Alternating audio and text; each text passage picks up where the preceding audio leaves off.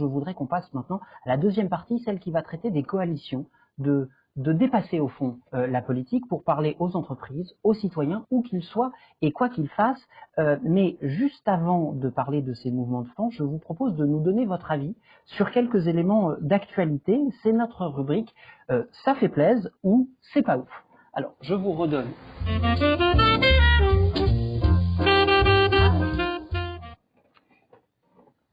Alors, ça fait plaise ou c'est pas ouf, le principe est assez simple. Nous avons sélectionné 4 informations. Là aussi, je voudrais que vous nous disiez si ça vous semble plutôt une bonne chose ou si c'est pas suffisant et brièvement, pourquoi. La toute première information, ce sont les 1000 milliards d'euros pour le climat qui sont le montant du Green Pact européen présenté par Ursula von der Leyen. Ça te fait plaisir ou c'est pas ouf? Grâce au score qu'on a fait en France et ailleurs aux élections européennes, grâce à la jeunesse qui a marché dans la rue et les citoyens qui ont marché dans la rue, grâce au fait que l'écologie est la nouvelle frontière économique, la nouvelle frontière de rationalité, fait que l'écologie, le New Deal écolo, est au cœur de l'agenda européen. Ça me fait plaisir. Mais attention, hein, sur les 1000 milliards de budget, aujourd'hui c'est plutôt 30% qui iront sur le climat. Donc potentiellement le reste peut aussi, et c'est les combats qu'on mène, financer des énergies fossiles. Donc ça, il va falloir trouver de la cohérence.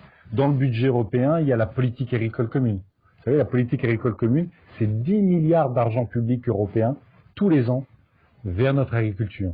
Franchement, on mériterait de soutenir tous les paysans qui veulent sortir le plus rapidement possible des pesticides, qui veulent embaucher, qui soutenir les jeunes qui s'installent. Bon.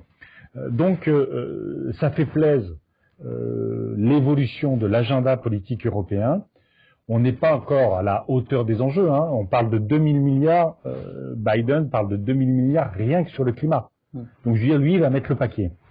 Et puis, vous savez, il n'y a pas toujours, c'est pas toujours cohérent. J'étais ce matin et hier au Parlement européen à Bruxelles sur 2 combats internationaux.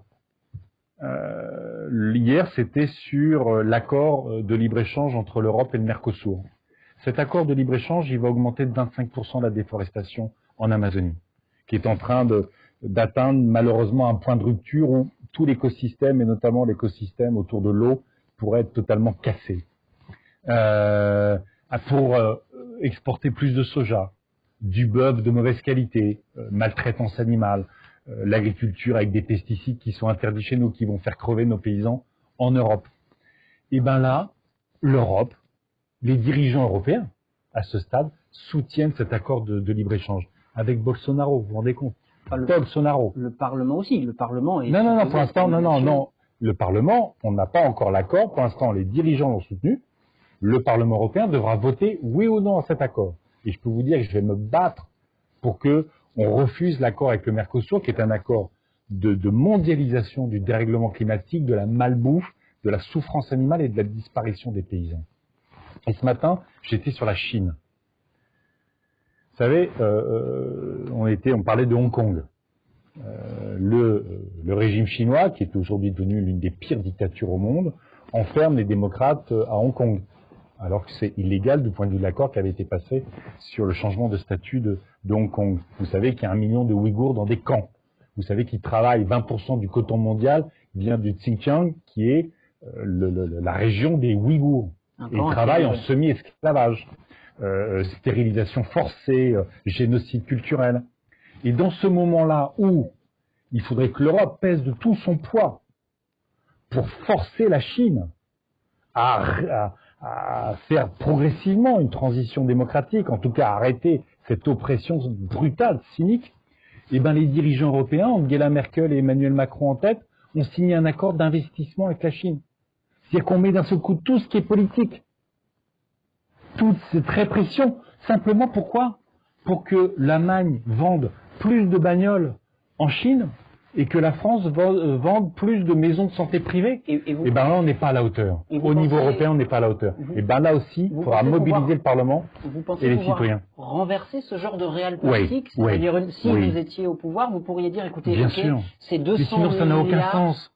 Sinon, ça n'a aucun sens. Aujourd'hui, vous empruntez à 30 ans, à 40 ans, à 0%. Vous investissez sur la rénovation thermique. Et la rénovation thermique, c'est du pouvoir d'achat, notamment quand vous ciblez sur les plus vulnérables. 12% des Français, aujourd'hui, n'arrivent pas à se chauffer cet hiver. N'arrivent pas à se chauffer cet hiver. Vous mettez le paquet sur la rénovation thermique. C'est des dizaines de milliers d'emplois d'artisans sur tout le territoire, y compris là où, ce qu'on appelle un peu la diagonale du vide, il y a peu d'activité économique, donc peu d'emplois, pas beaucoup de services publics, et donc il n'y a plus de culture, et il n'y a plus beaucoup de démocratie en vrai. Hein, c'est là où le FN fait quand même ses plus gros scores, l'extrême droite. Donc, si on met le paquet là-dessus, eh ben, on arrive justement à créer à la fois de la relocalisation de l'économie. On met le paquet sur l'innovation, la recherche-développement. L'Europe doit être le continent de l'innovation technologique. Sur l'hydrogène, sur les autres énergies, sur l'économie circulaire, sur tout ce que vous voulez, sur les plastiques, sur les services à la personne. Il y a un incroyable... Et si on met ce paquet-là, je peux vous dire que l'Europe ou les Européens seront tellement fiers d'être à la fois Picard, moi je suis Picard, français et européen, et d'appartenir au fond à la communauté humaine, parce qu'à ce moment-là, l'exemple qu'on donnera au monde sera un exemple positif. Autre actualité, les 2 millions de signatures qui ont porté la pétition de l'affaire du siècle devant les tribunaux, les audiences ont eu lieu la semaine dernière. La rapporteure publique reconnaît une faute de l'État dans la lutte contre le changement climatique. Ça fait plaise ou c'est pas ça fait plaise. Ça fait plaise. Ça fait plaise. Après, si vous voulez, c'est un aveu d'échec. Si il y a eu cette procédure juridique et cette forte mobilisation citoyenne, c'est pas pour emmerder Macron. C'est juste parce qu'il fait pas le boulot sur le climat. Vous savez, Macron, après la crise des Gilets jaunes, il a pris 2 initiatives. Il a installé un haut conseil sur le climat. Qu'est-ce que dit le haut conseil sur le climat? Les experts qu'il a installés. Il dit, la France, vous, monsieur Macron, il faudrait faire 3 fois plus sur le climat. 3 fois plus, pas un peu plus. 3 fois plus. Le haut conseil dit, sur les énergies renouvelables et sur les économies d'énergie, on est en queue de peloton européen. Et on sait à quel point ce gouvernement a reculé sur les néonicotinoïdes, sur le glyphosate et sur les pesticides, comme sur la pollution de l'air.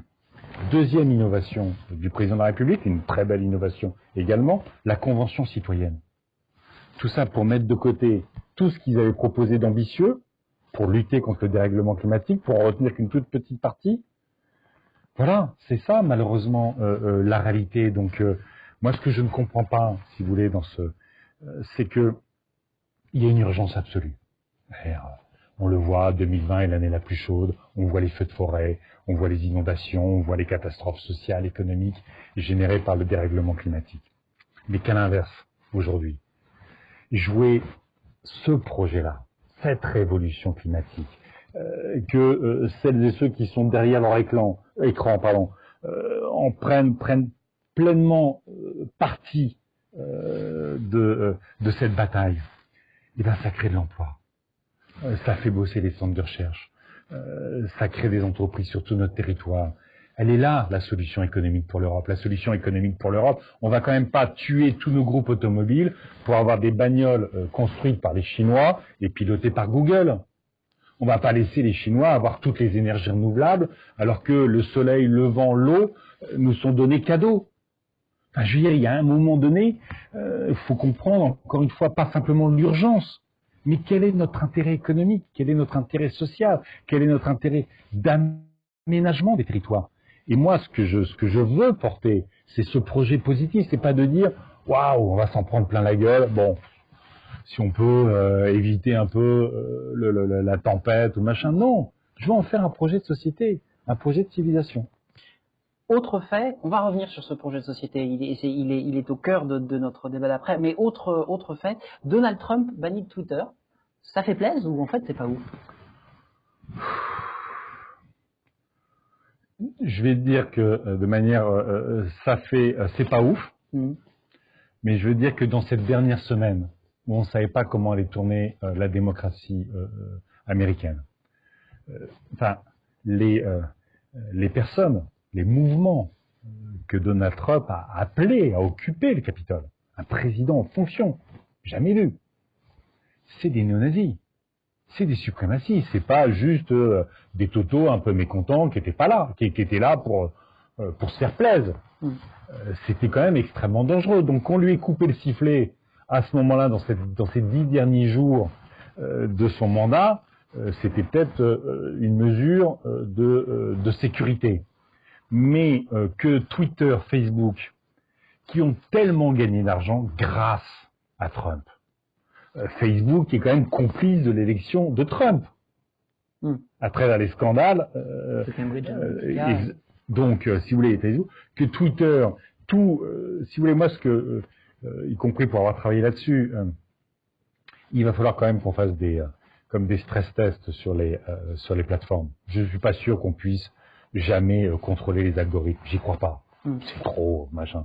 Mais on peut parfaitement faire des tests, des stress tests sur les algorithmes pour savoir si, quand vous mettez un message de haine et que vous mettez un message d'amour, est-ce qu'il n'y a pas, par l'algorithme, une amplification du message de haine, les publicités derrière pour gagner de l'argent. C'est ça les tests qu'il faut faire sur ces algorithmes-là. Mais je reste convaincu que c'est la justice qui doit à un moment fermer un compte ou pas. Mais ça dérespond, encore une fois, hein, je l'ai dit sur Pharos, je l'ai dit sur les interactions très rapides qu'il doit y avoir, mais à un moment donné, ça doit être la justice. Mais c'est aussi, encore une fois, des régulations. Est-ce qu'une plateforme ne devient pas pour partie aussi un éditeur? Et est-ce qu'un Donald Trump n'est pas aussi un éditeur? Donc responsable de ce qu'il dit. Je pense que quelqu'un qui a 300 followers, voilà, quelqu'un qui en a 30 000, 300 000, 30 millions, il devient un éditeur, donc il doit assumer aussi la responsabilité d'un éditeur.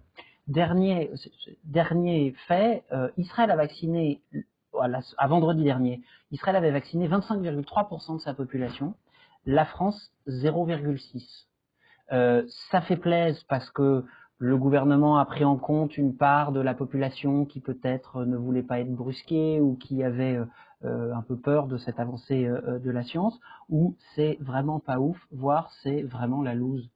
C'est la loose. C'est la loose parce que... alors, Israël, c'est un cas particulier. À la fois, c'est un pays qui est construit sur sa capacité de réactivité, du fait de son histoire et de son contexte. Et c'est un petit pays, ce qui fait que, si vous voulez, l'Europe, Israël pouvait acheter, ils ont acheté au prix fort, des vaccins pour couvrir quasiment toute leur population, mais l'Europe n'aurait pas pu le faire parce que les doses n'existaient pas. Donc, si vous voulez, on n'est pas dans les mêmes dimensions. Mais là, merci l'Europe. Parce que la France, s'il n'y avait pas eu l'Europe, on serait là avec nos vaccins Sanofi pour la fin de l'année. Et les Allemands auraient pris Pfizer, BioNTech, parce que l'innovation, c'est un laboratoire allemand. On attend pour autoriser un deuxième vaccin allemand CureVac. AstraZeneca, c'est Oxford, c'est britannique.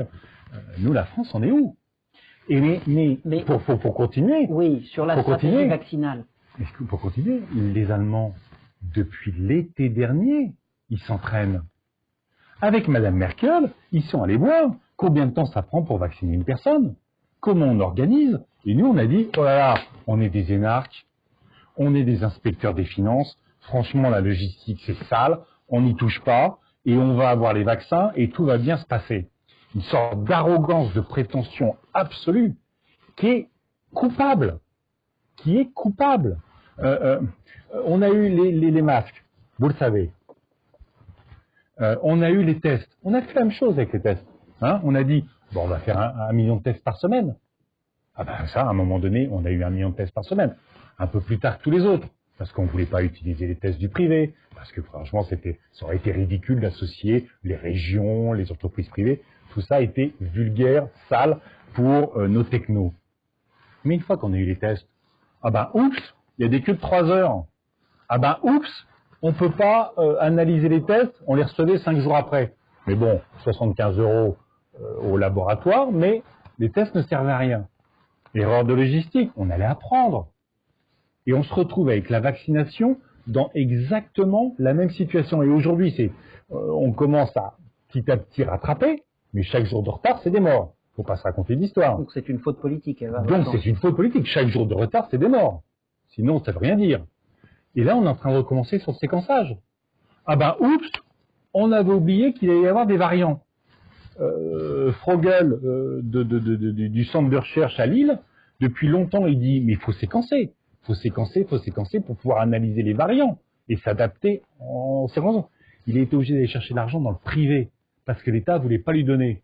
Et là, ce qu'on entend, c'est alors le gouvernement pourrait mettre en place les systèmes de séquençage qui sont déjà présents dans tous les pays européens.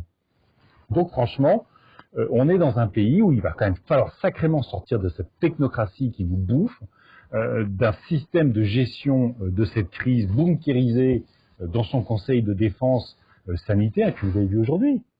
Le président de la République qui nous explique qu'on est 66 millions de procureurs. Donc non seulement on nous a infantilisés comme jamais nulle part ailleurs, avec nos dérogations. Moi je connais quelqu'un, il a pris une prune parce qu'il sortait son chien, il n'avait pas la dérogation qui disait « je sors mon chien ». Quand il a été contrôlé, il dit « écoutez, je sors mon chien là, vous voyez, il y a le chien, il y a la laisse, je sors ». Ah ben non, vous n'avez pas la dérogation en mettant « je sors mon chien ». Donc si vous voulez, on ne peut pas quand même être infantilisé plus que ça. Mais maintenant on est culpabilisé. On est 66 millions de procureurs. C'est-à-dire que les Français qui vivent la déprime, explosion des envies suicidaires chez les jeunes, très inquiétant ce qui se passe pour les jeunes. Le chômage, les gens qui font la queue pour des colis alimentaires, et ils se font engueuler. Emmanuel Macron ose continuer à engueuler les Français. Et bien ça, si vous voulez, ça ne participe pas de l'apaisement de notre société qui est tellement nécessaire, ça continue à la diviser. Et puis, ce qu'on avait commencé la question notamment sur Trump, je fais là. Oui, là, je vous vois faire un joli salto, mais non, mais ce que je veux dire, c'est que pour 2022, il va falloir faire attention, quand on va choisir une présidente ou un président, à sa relation à la démocratie. Alors, on sait que l'extrême droite, j'espère qu'on est vacciné avec l'extrême droite, avec ce qui s'est passé avec Trump. Je veux dire, ils sont capables de charger, d'attaquer l'Assemblée nationale, finalement, si on comparait, quand ça leur convient plus. Mais toutes celles et tous ceux qui sont capables, y compris dans des moments de crise, de faire confiance aux élus locaux, de faire confiance aux syndicats, de faire confiance aux Français. Et là, on est dans un système où malheureusement, vous voyez, comme le président de la République et son parti ont pris une gaufre au municipal, ils pensent que tous les maires sont là que pour les embêter. Ils sont juste là, même les maires, ils arrivent à dire à tous les maires sont contre nous. Même quand c'est un maire de la majorité qui dit on comprend rien, on n'a pas les doses, tous les jours ça change le nombre de doses qu'on va recevoir, ils disent ah c'est les maires qui nous en veulent politiquement. Et maintenant le président de la République qui insulte les Français, c'est pas sérieux. Alors, vous venez de parler de l'arrogance technocratique. On va justement laisser de côté l'État. On va s'intéresser au reste de la société, oui. On va s'intéresser aux entreprises, on va s'intéresser au fond à ce mouvement un petit peu plus collectif. C'est l'objet de notre deuxième partie et c'est donc le moment de se dire que plus on est de fous, plus c'est facile.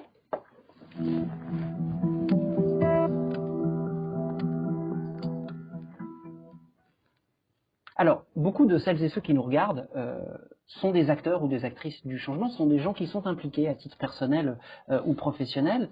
Ils ont parfois l'impression d'être un peu seuls au front, pour être franc, ouais. De bosser dans leurs entreprises, que leurs entreprises sont prêtes, mais que le cadre ou le reste n'y est pas. Et donc, on voudrait vous interroger sur eh bien, la juste articulation des efforts entre le privé et le public et la manière dont on peut créer ces coalitions. Et je voudrais d'abord vous laisser entre les mains d'une des membres de la rédaction de l'ADN, parce qu'elle parle quasiment toutes les 2 semaines à des dirigeants d'entreprises dans une émission qui s'appelle « Et demain notre ADN ». C'est une émission qui analyse le futur d'un secteur, à chaque fois différemment, et ils ont au fond des questions qui sont souvent les mêmes. Alors pour discuter moyens et défis auxquels font face les entreprises, je vous laisse avec la rédactrice en chef de « Et demain notre ADN », Carolina Thomas. Je vous demande de reprendre votre... Ah, très bien. Comme ça, vous pourrez l'entendre. On me dit que non. Me voici. Voilà, si on me dit que Carolina est là. Carolina est là, évidemment là. Bonsoir, et Carolina est évidemment là, pardon. Eh bien, Carolina, Monsieur Jadot, Carolina. Enchanté. Alexandre, bonsoir, Monsieur Jadot, enchanté. Bonsoir à Bonsoir. tous ceux qui nous regardent. Et oui, Alexandre l'a dit, j'ai la joie de présenter depuis mars une émission où nous recevons des chefs d'entreprise, mais aussi des acteurs du changement, de tout secteur, de toutes industries. Ça va de la distribution à la banque, en passant par les assurances, la culture. Et on explore ensemble d'abord les impacts de la crise et aussi la façon dont les entreprises justement peuvent contribuer à de nouveaux possibles. Mais finalement, pour contribuer, encore faut-il pouvoir traverser cette succession, cet enchevêtrement même de crises. Et finalement, Alexandre, en préparant l'émission, me demandait mais quelle est la question axiomatique presque qui finalement irrigue tous ces entretiens que tu as faits. Et j'ai un peu réfléchi et j'ai la joie de vous la soumettre. En fait, finalement, c'est comment on réconcilie cette transition qui s'impose à nous, on l'a bien compris désormais, mais qui requiert quand même un effort de long terme. Même si on parle toujours d'urgence, quelque part, on sait qu'on est dans une course de longue haleine. Et par rapport à ça, le spectre de la crise qui se dresse devant nous, qui est une crise économique, et finalement tous les gens que j'ai reçus, ils se disent comment je sors du vortex là de cette année 2020-2021 sur mon activité et comment je pense à long terme. Voilà, vous parliez tout à l'heure de repenser notre économie, de cette grande bascule. Comment on s'y prend et comment on aide les entreprises à s'y prendre, s'il vous plaît? Alors, vous avez raison.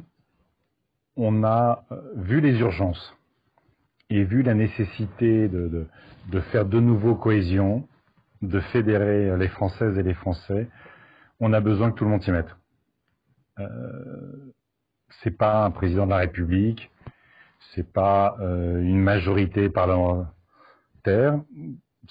C'est nécessaire pour définir des politiques publiques, mais il faut que tout le monde s'y mette. Et clairement, moi, j'ai besoin de vous. Qu'est-ce que ça veut dire?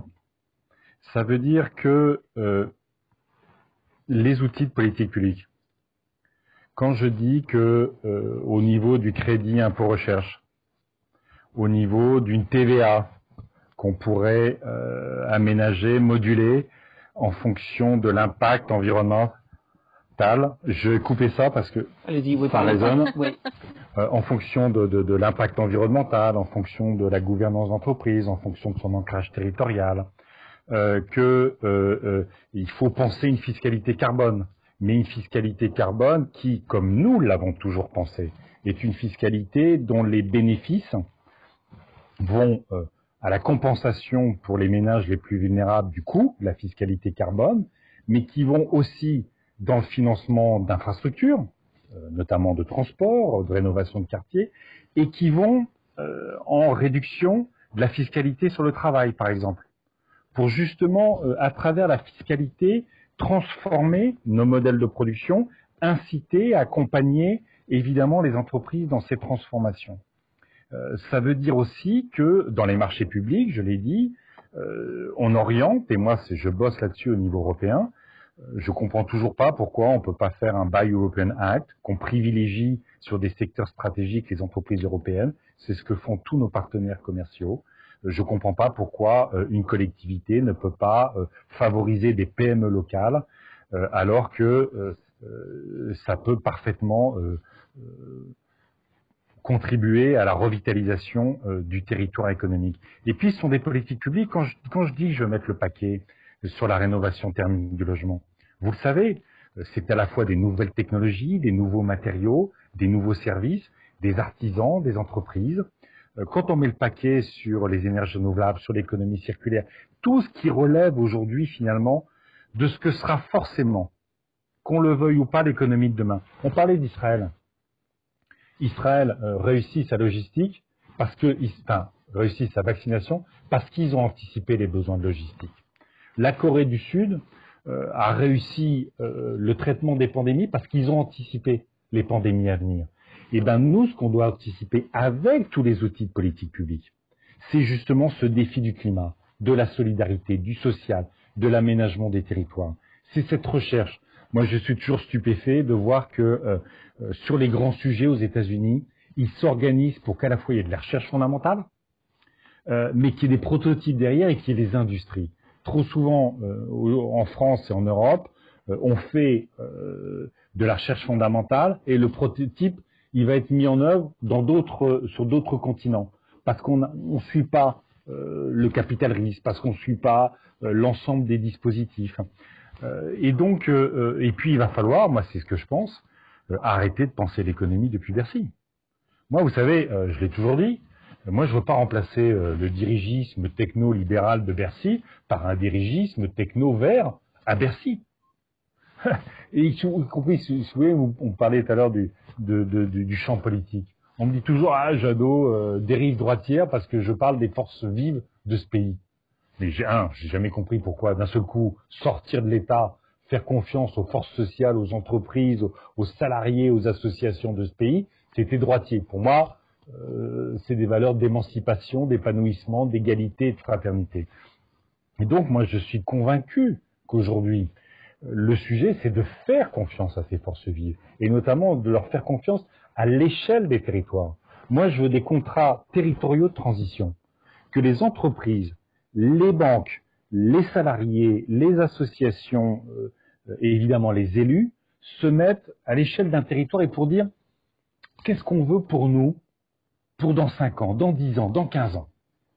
Et donc, comment on met les outils de politique publique au service de cette transition. Vous savez, ça me rappelait, j'ai tiré cet exemple-là alors c'est évidemment un exemple à part, mais la région de Lindau au Danemark.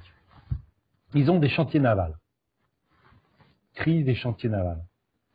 Ils perdent, cette région s'appauvrit, se désertifie à tout point de vue. Et puis ils se mettent autour d'une table.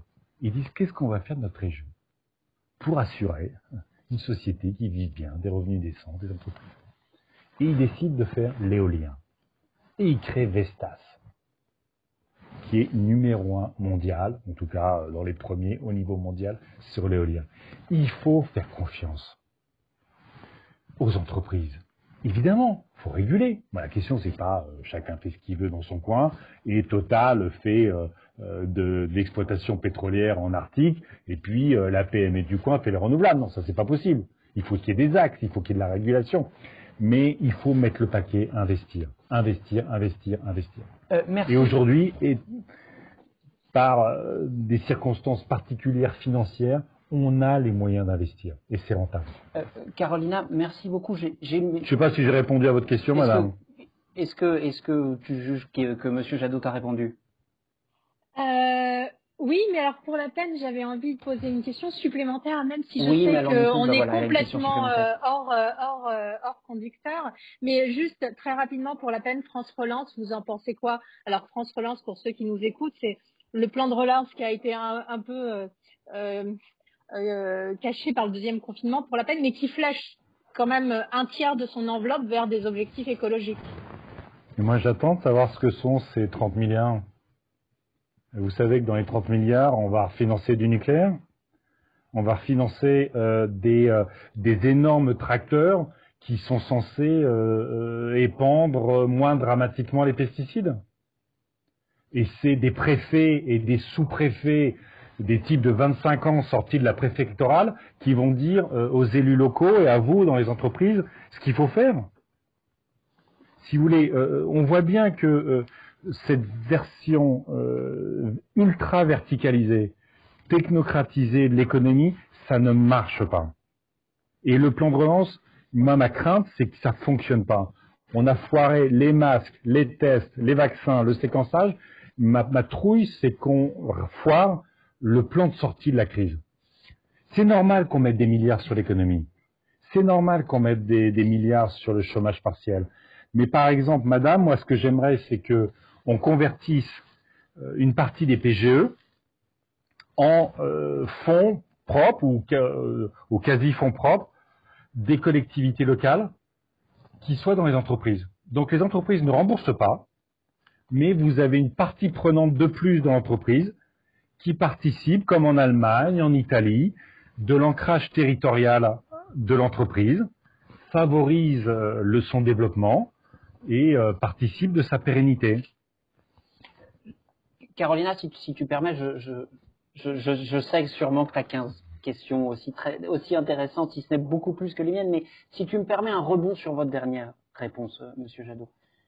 Vous nous parlez beaucoup du rôle de l'entreprise, du rôle primordial, vous avez dit force vive.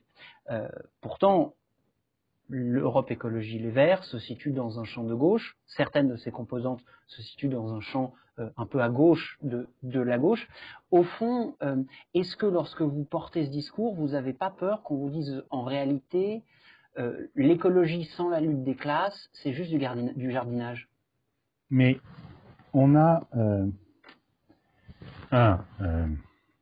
dans notre société, on aime ou on n'aime pas, une partie de notre épanouissement, une partie de nos relations sociales et de notre construction sociale, c'est le travail. C'est comme ça. On n'a pas envie de rester toute la journée à bouquiner, tout ça. Et ça fait partie. Il y a des gens qui peuvent penser différemment, mais deuxièmement, une bonne partie des Françaises et des Français passent une grande partie de leur temps dans leur entreprise. Et moi, ma responsabilité politique, c'est que le travail se passe dans de bonnes conditions, que le travail ait du sens dans une entreprise qui a du sens et qui participe de notre épanouissement et de notre prospérité collective et que cette prospérité soit partagée. Alors on m'a dit, ah, Jadot, il est allé débattre au MEDEF. Mais bien sûr, je vais débattre au MEDEF. Moi, j'ai pas le temps d'avoir les entreprises contre l'écologie. Et puis, vous savez, ce que j'essaye, y compris dans mon parti, et je crois que nos succès aux européennes et aux municipales l'ont confirmé. Vous pouvez aborder l'écologie comme Trump. Vous êtes dans le déni, y compris parce que son principe politique, c'est nous contre eux, alors que pour le climat, la biodiversité, c'est tous ensemble, sinon ça ne marche pas. Et puis, il y a la stratégie qu'adoptent la plupart des gouvernements. C'est l'idée que l'écologie, c'est une contrainte. Donc, c'est une contrainte. Qu'est-ce que vous faites avec une contrainte? Vous essayez en permanence de la tordre, de l'éviter. Donc, on a le Dieselgate. Vous dites, pourquoi je ferais des efforts? Mon voisin, je suis même pas sûr qu'il fasse des efforts. Et puis la France dit, pourquoi je ferais des efforts? Il y a d'autres pays, et puis l'Europe, et puis les États-Unis disent, pourquoi je ferais des efforts? La Chine ne fait pas d'efforts. Vous multipliez les stratégies d'évitement, et au fond, même l'objectif que vous étiez fixé au départ, vous n'arrivez jamais à l'atteindre, parce que tout le monde trouve le truc, la bidouille, pour éviter la contrainte. Moi, ce que je veux, c'est que l'écologie soit un projet fédérateur, que ce soit un projet d'enthousiasme, que ce soit un projet de mobilisation. Et l'intervenante l'a dit, ce ne sera pas simple. Personne ne dit que on va basculer nos modes de production, de consommation du jour au lendemain. Mais il faut se donner une perspective. Alors, je l'ai dit, les outils de politique publique au service des entreprises avec de la régulation. Et puis, rassurer les salariés.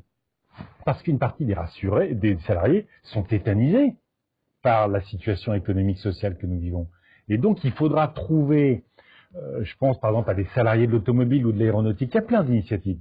Il y avait eu une tribune magnifique de 600 élèves de l'aéronautique. Leur rêve, c'est l'avion. C'est leur rêve. Et qu'est-ce qu'ils disent aujourd'hui? Ils disent, avec le Covid, avec le dérèglement climatique, on sait que notre secteur ne doit pas se développer comme on l'imaginait il y a 50 ans. Mais moi, mes compétences, je veux les mettre au service des énergies renouvelables ou de nouveaux processus technologiques ou de nouveaux modes de production. Et donc, il faudra qu'on organise des contrats de transition pour que quand vous êtes salarié de l'automobile, on vous accompagne dans vos compétences, dans la formation, pour que vous puissiez intégrer un nouveau secteur qui sera plus riche du point de vue de l'emploi, plus respectueux de l'environnement. Et donc, il va falloir accompagner tous ces processus pour que celles et ceux, y compris aujourd'hui, qui ont un doute par rapport à l'écologie, qui disent, bien sûr, nous on veut la nature, on veut les animaux, on veut pas de dérèglement climatique, on veut la solidarité, mais franchement, on n'a pas bien compris le chemin des écologies, il va falloir rassurer sur ce chemin. Et alors justement, sur ce chemin, il y a parmi les membres du Shift des gens qui l'empruntent, pas nécessairement le chemin d'Europe Écologie Les Verts, mais le chemin de la transition. C'est pas le sujet, vous savez, si vous m'avez entendu 100 fois, moi, si vous voulez, notre enjeu collectif, il est dépassé. c'est le climat, c'est la solidarité, c'est que, si vous voulez, il y ait plus de justice sociale dans ce pays, qu'il n'y ait pas des gamins qui crèvent de faim aujourd'hui simplement parce que ce gouvernement ne veut pas faire le RSA jeune. Vous voyez, l'Europe écologie, c'est un outil. C'est un outil au service de cette ambition. Mais c'est pas un objectif en soi, Europe écologie. Alors, justement, sur ces objectifs-là, responsabilité sociale, enjeux d'éthique, enjeux environnementaux, certains de nos membres accompagnent, comme vous le dites, des entreprises. On a l'un d'eux avec nous. Il est le fondateur d'Engage. Engage, c'est une structure qui, justement, informe et accompagne les entreprises dans la prise en compte des enjeux environnementaux et éthiques. Et il crée ce genre de coalition et parfois, il se demande un peu où sont ses alliés politiques. Alors, nous avons Jérôme avec nous. Je vais vous demander de reprendre pour encore une fois ce petit earbud. Et nous avons Jérôme. Jérôme, est-ce que tu es avec nous? Jérôme est avec nous. En esprit, du moins. En tout cas, pour le moment, il ne l'est pas. Alors, je vais, moi, continuer un tout petit peu à vous poser une question. Ah, Jérôme, je t'entends. Voilà, je suis là. Mon audio avait du mal à arriver, mais je suis là. D'accord. Je ne te vois pas pour le moment. Tu me m'entends pas? Je t'entends, mais je ne te vois pas. Alors, il faut que je fasse ça. Donc là, je pense que tu me vois et tu me Voilà. Voilà, on y arrive. Monsieur Jadot, je vous présente Jérôme Cohen. Jérôme Cohen, Monsieur Jadot. Oui, merci Alexandre. Bonsoir, Monsieur Jadot. Effectivement, moi, j'ai monté Engage qui vise à aider les citoyens et les organisations, les entreprises, à s'engager dans les grands défis du XXIe siècle, donc l'environnement, l'éthique, les gouvernances, etc. Et puis, c'est pour ça aussi, parce qu'on veut monter, rencontrer ces deux ambitions citoyennes et des entreprises, qu'on monte aussi une convention 21 sur le climat et la biodiversité, inspirée notamment de la convention citoyenne pour le climat. Ce qu'on constate, si vous voulez, nous, qui sommes un peu au fer là, sur ces sujets-là, avec d'autres acteurs de la transition comme l'ADN, c'est qu'il nous semble que les citoyens d'abord, puis les entreprises, sont d'une certaine façon en avance, plus engagés que les politiques sur ces questions. Alors je mettrais peut-être les députés d'abord avec les sénateurs, peut-être un peu moins les élus locaux, qui pour certains en tout cas s'engagent énormément sur cette question. Or, il me semble que pour accélérer cette transition et qu'elle aboutisse beaucoup plus vite, ce qui est quand même une urgence aujourd'hui, eh bien, on crée une coalition de ces acteurs, les citoyens, les entreprises, les politiques. Je vous rajouterai peut-être aussi la dimension administrative que vous avez citée tout à l'heure. Alors, une question à 3 volets pour vous, en quelque sorte. Premièrement, c'est est-ce que vous partagez ce constat? Deuxièmement, comment vous l'expliquez? Quels sont les blocages? Pourquoi? Et puis, si, ce que vous souhaite, vous êtes candidat, puis élu, voire élu à la présidence de la République, comment vous voulez faire pour remédier à cette situation? Voilà ma question. Bravo. Merci beaucoup. Voilà. Oui. Je crois avoir, dans les développements précédents, indiqué à quel point il faut articuler ces différents types d'acteurs. Sinon, on ne réussira pas. Quand j'ai parlé de ces contrats de transition écologique à l'échelle des territoires, y compris dans mes propositions, le représentant de la puissance publique, ça doit plus être des préfets. Ça doit être des commissaires à la transition. C'est-à-dire qu'en fait, ils favorisent, ils garantissent la qualité des processus de construction entre les différents acteurs, la confiance, et ils mettent au service de ces processus les outils de politique publique. Mais il faudra aussi pour ça beaucoup simplifier. Aujourd'hui, vous êtes une entreprise, vous êtes une association, vous voulez obtenir par exemple de l'argent public, c'est l'enfer. Aujourd'hui, c'est l'enfer. Vous dépensez beaucoup d'argent, beaucoup de temps pour essayer de remplir un dossier. Si vous l'obtenez, à peine vous avez commencé à mettre en place votre projet, que vous devez le justifier, vous devez le contrôler, tout ça. Tout ça est absurde. Il faut recréer de la confiance, y compris dans les outils de politique publique, quitte à sanctionner beaucoup plus durement quand ça ne marche pas, mais faire confiance. C'est pas possible que un paysan bio, qu'une entreprise qui veut, que quelqu'un qui veut rénover son logement ou quelqu'un qui veut accéder à des fonds européens ou à des prêts bancaires mette autant de temps, dépense autant de moyens pour essayer de faire juste ce qu'il a envie de faire. Il perd son enthousiasme, il perd du temps et parfois même il rejette la perspective d'un financement. Donc Il va falloir changer ça aussi dans la relation entre l'État et les entreprises, à la fois à l'échelle des territoires et dans la conception du soutien public. Parce qu'au fond, on a tellement mis de millefeuilles de contrôle qu'à un moment donné, l'euro est à peine sorti que vous devez rendre compte en permanence à défaut d'autres choses. Donc il faut créer des relations de confiance, des conventions pluriannuelles, d'autres modalités pour travailler entre les différents acteurs. Et puis, alors ça c'était un peu la première question.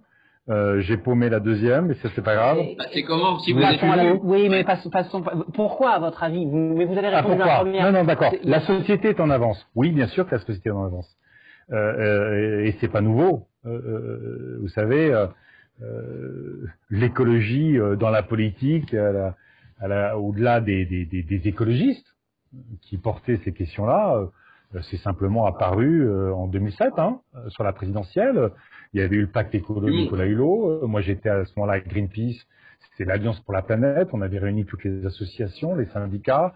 C'était Al Gore en même temps aux États-Unis. Enfin, il y a quelque chose. Donc, la politique s'est emparée assez tard de ces questions-là.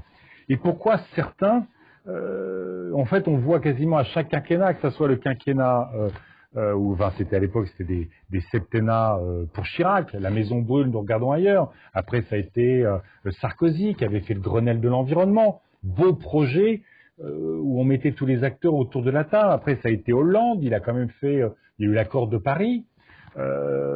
Et puis évidemment maintenant Macron qui avait pris Hulot au départ dans son gouvernement. C'est qu'en fait, ils sentent que c'est dans la société. Donc, ils se disent, je ne peux pas ne pas en parler. Donc, à un moment donné, ils promettent beaucoup. On va être plus écolo que les écolos. Et puis, quand ils arrivent à un moment donné, dans la décision, eh ben, faut oser choisir les paysans bio plutôt que le lobby des pesticides et de la FNSEA. Vous savez, vous pouvez prendre, vous connaissez le monde des entreprises, les artisans, les PME, ils n'ont pas le temps d'aller à Bercy, ils n'ont pas le temps d'aller à Bruxelles. Ils sont dans leur entreprise, ils sont dans leur taf, ils essayent d'arracher un budget là, un machin, un truc. Total, Sanofi, EDF, même EDF, c'est la rente technocratique du nucléaire. Il n'y a pas 1 euro d'argent privé dans le nucléaire.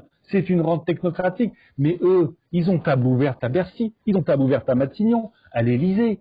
Et donc, à un moment donné, ils font partie des mêmes promotions. Ils ont été à l'ENA ensemble, où c'est les corps d'État des mines, des ponts.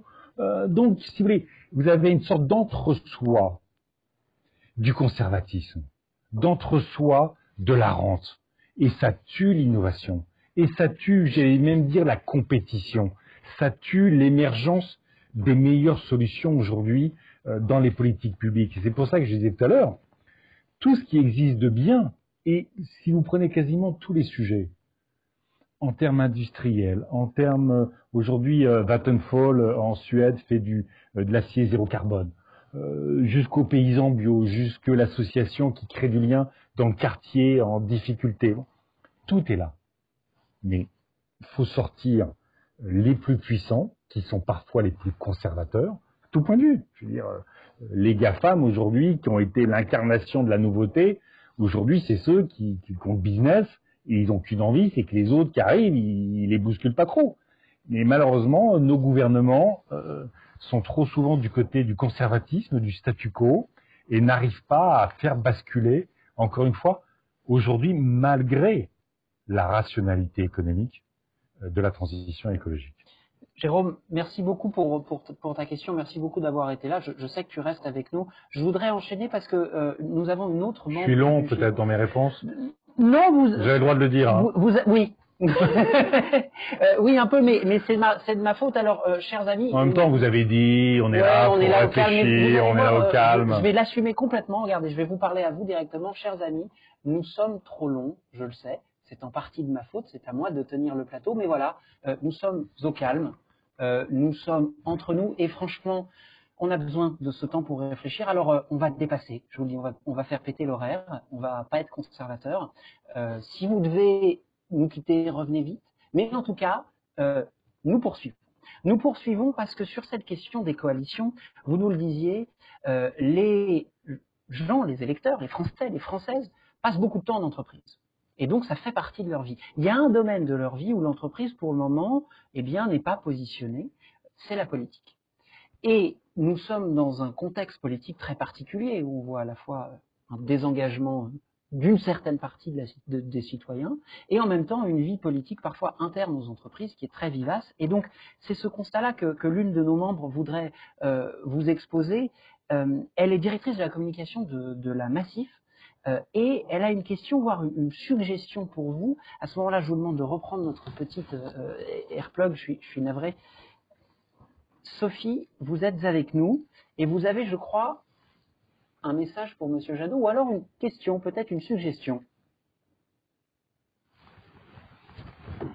Sophie, est-ce que vous nous entendez?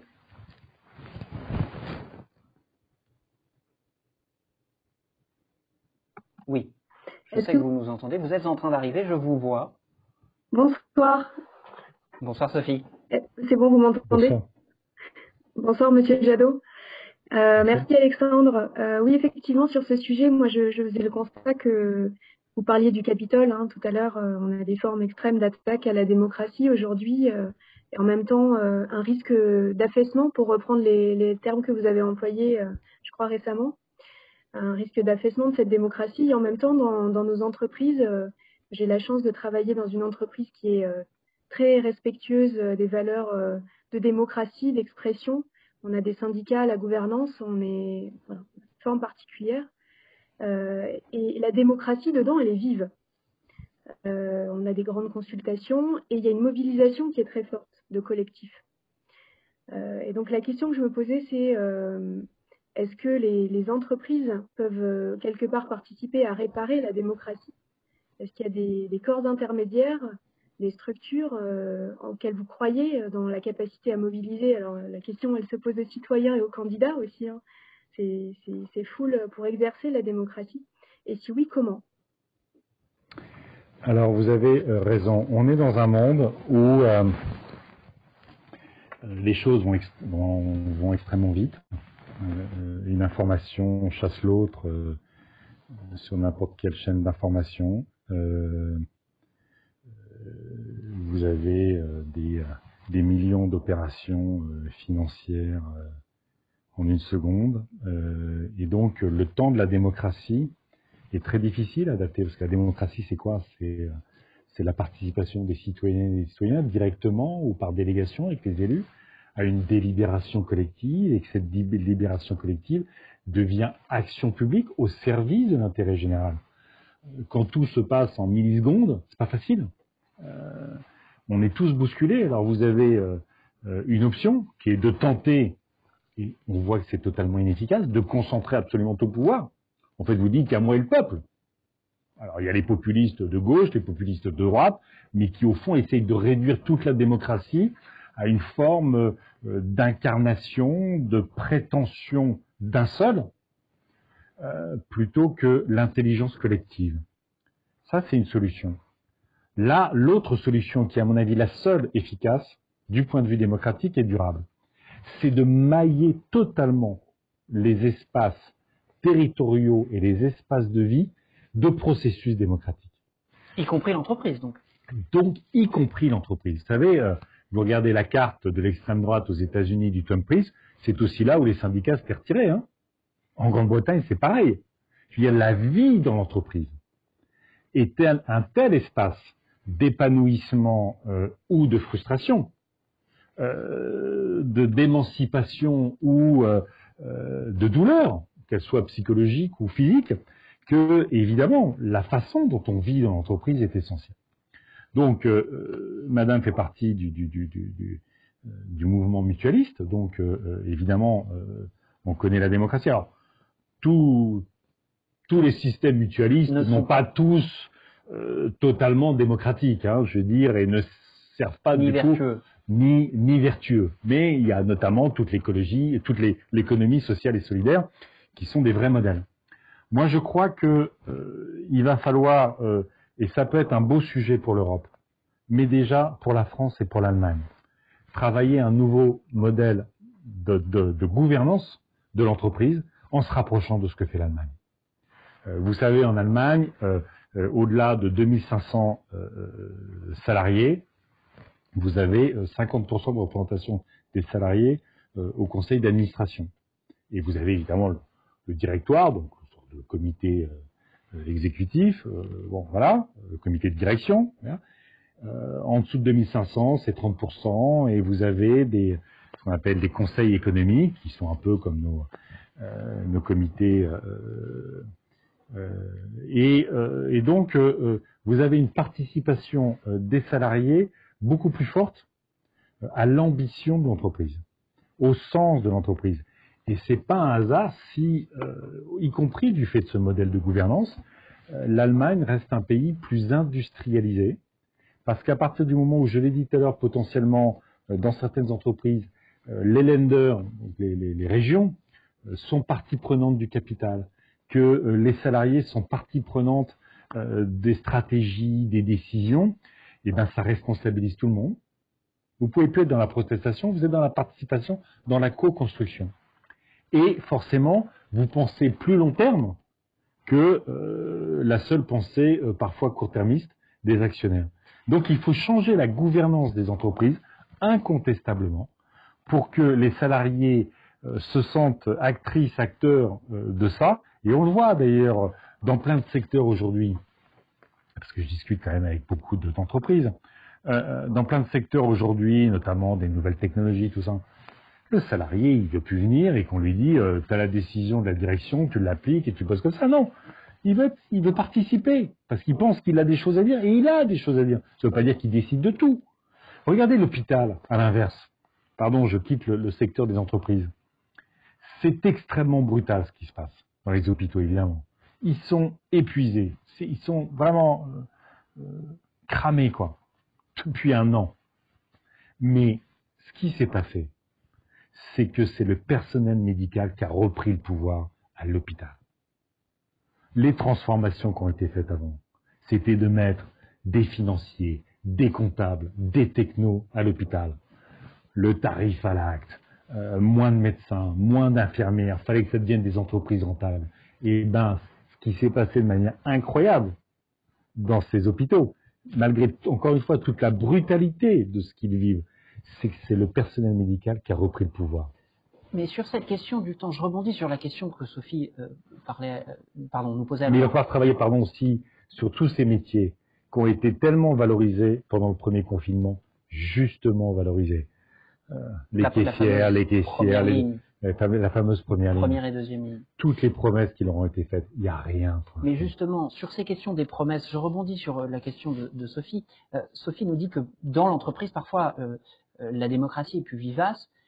Les entreprises n'ont pas le même horizon temporel que notre vie publique. Est-ce que vous pensez, au fond, que pour un parti écologique, pour cette transition, la voie du pouvoir, la voie démocratique est au fond la plus efficace? Un mandat, c'est 2 ans. Ben oui, vous avez 5 ans, mais après il y a des élections intermédiaires, puis vous préparez votre réélection, vous pouvez éventuellement déjà perdre une partie, donc on va vous demander. Je vous rappelle. Faites attention à ça. Non mais. Faut faire attention à ça. Non mais je vous l'ai dit parce que. Non mais il y a un temps court. Vous savez, la qualité des élus dans notre pays, c'est beaucoup affaissé. La qualité des élus, c'est beaucoup affaissé. Attention à ne pas avoir un discours assez péjoratif en permanence. Non, je dis pas ça, mais je dis ça en général. Je ne dis rien sur la qualité des élus. Mais oui, mais elle s'est affaissée. Elle s'est affaissée, la qualité des élus. Un élu qui met sur son site, je me suis fait rembourser le café que j'ai pris. Bientôt, il va se prendre une campagne de dire mais qu'est-ce que c'est que ces élus qui bouffent l'argent public? Mais attention, c'est pas mon propos. Non, mais ce que je veux dire, c'est que collectivement, il faut qu'on fasse très attention parce que il faut que vous avez beaucoup de participants et je connais un peu le type de public et d'acteurs, d'actrices que vous avez dans vos réseaux. C'est des gens engagés, je l'ai été, dans des associations. C'est des gens engagés dans leur entreprise, mais qui peuvent penser à un moment donné que la politique c'est un peu sale. Mais c'est pas ce que je dis. Non, je sais bien, mais D'abord, je serais assez mal placé pour vous le dire, mais... Je tire un fil, mais on a besoin aujourd'hui, quand je veux réformer notamment les grandes écoles, quand on veut réformer la politique, il faut que celles et ceux qui ont un parcours de politique, un parcours d'entreprise, un parcours associatif, trouvent leur place et envie de venir en politique. Mais ma question n'est pas... Ça peut pas être que des technos, la politique. Ma question n'est pas tant celle du personnel politique, dont la qualité, vous l'avez dit, peut varier. Elle varie parfois selon les parcours, parfois selon les majorités. Ma question, c'est plus celle du temps de la politique. L'écologie est forcément un temps long.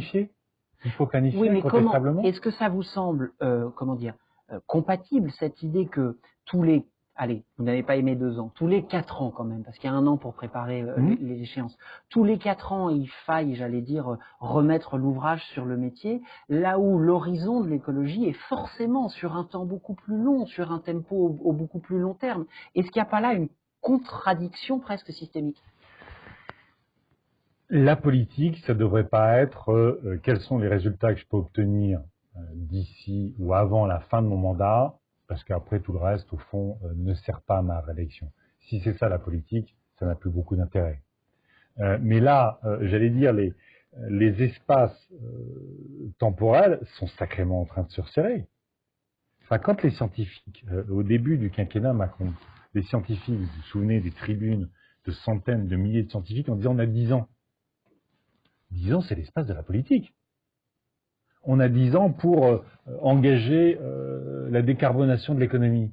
On a 10 ans pour protéger notre biodiversité, changer notre modèle agricole. On a 10 ans pour... donc on voit bien à quel point aujourd'hui...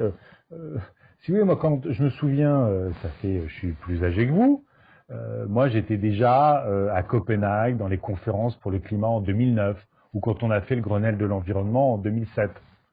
À l'époque, quand on parlait du climat, c'était et l'alerte scientifique et les générations futures. Aujourd'hui, plus personne ne parle des générations futures. Non pas qu'il n'y ait pas un enjeu pour les générations futures. Quand les jeunes manifestent, c'est pour ça. Mais c'est un enjeu. Mais c'est parce qu'aujourd'hui, on est dedans. Ce qui s'est passé dans la vallée de la Vésubie, ce qui se passe, la sécheresse, les feux de forêt, je l'ai dit, les inondations, ce qu'on voit dans le monde entier en permanence en termes de dérèglement climatique, il y a une urgence absolue. Et la force de l'écologie, c'est pas simplement de dire, regardez ces éléments-là, ces urgences-là, bon, on voit bien qu'aujourd'hui, il faut sauver l'économie, il faut sauver l'emploi, donc on fera après. Non. La force de l'écologie, c'est d'être cette matrice de reconstruction maintenant. Pour l'automobile, pour l'aéronautique, pour toute une partie des services dont on parle trop peu. C'est maintenant qu'il faut reconstruire. Parce que sinon, non seulement on prendra de plus en plus de catastrophes sur la tête, mais qu'en plus, encore une fois, aujourd'hui, jouer cette carte-là, c'est se donner toutes les chances d'être une société plus fraternelle et bienveillante pour les années qui viennent. Alors, ça m'intéresse cette question de société fraternelle et bienveillante parce qu'on va parler bientôt des nouveaux récits. Merci beaucoup Sophie, j'espère que nous avons répondu à ta question, en tout cas pas moi parce que c'est pas mon job, mais cette question des récits m'intéresse beaucoup, elle est centrale au Shift et donc nous allons passer maintenant à cette idée des messages. Au fond, comment on mobilise?